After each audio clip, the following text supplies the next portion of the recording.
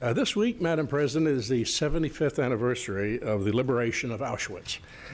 It's the worst of the concentration camps, the Nazi concentration camps from World War II. Important to take a moment, I think, to remember those tragic times that our country lived through and others. The Holocaust was the systematic, state-sponsored killing of 6 million Jewish men, women, and children, and millions of others by Nazi Germany during that war. Germany was fighting two wars at the time. They were fighting the World War, but they were also fighting a racial war against the Jews.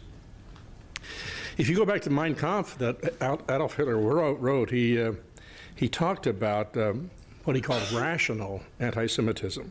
And the final objective, he said, was the removal of Jews altogether.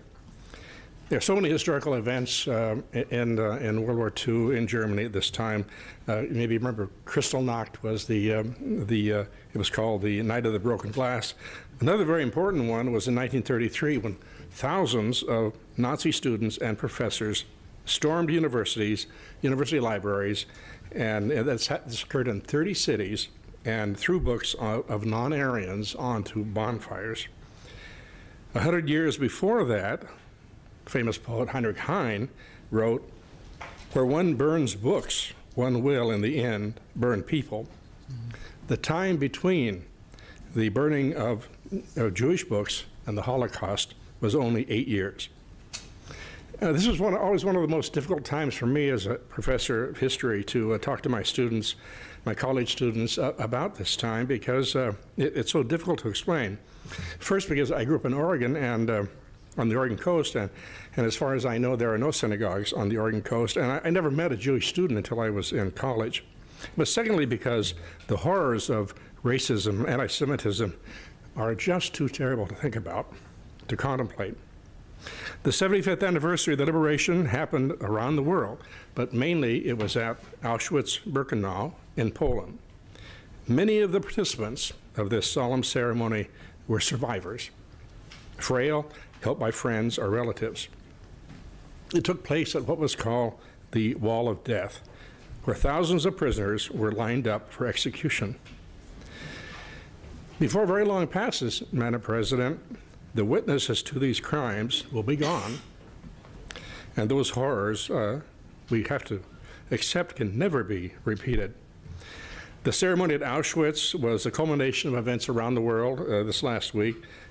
Interesting to know that 15 years ago, at that ceremony, there were 1,500 survivors attending that anniversary. Monday, there were only 200. And for many, it will be the last time, their last visit. The number of survivors who can testify to these monstrous crimes are dwindling. Most are over 90, and some are pushing 100. There are many lessons we can learn today from the history of Auschwitz, lessons about racism and hatred of others and anti-Semitism. The ceremony itself was non-political, giving the survivors one more chance to tell their stories. Many said we need to pay attention to what is happening in our world today, and we need to speak out, to not be indifferent when any minority is discriminated against. Intolerance is alive today. We've experienced several events here in our own country that are great examples of that. Before I was in the legislature, I attended a Rotary conference in Vienna, Austria. I had some time, so about 15 Rotarians went on this little bus tour to Budapest and to Prague. There was an American Jewish family sitting in the back of the bus. Our guide, an Austrian, was a young blonde man, and we started talking about the Holocaust and asking him questions. And he said, "You have to remember that many of the things that happened to the Jews were things they deserved." We were shocked in the bus, angry at such a foolish comment, and no one deserves a treatment like that. There is still racism today, and we can never forget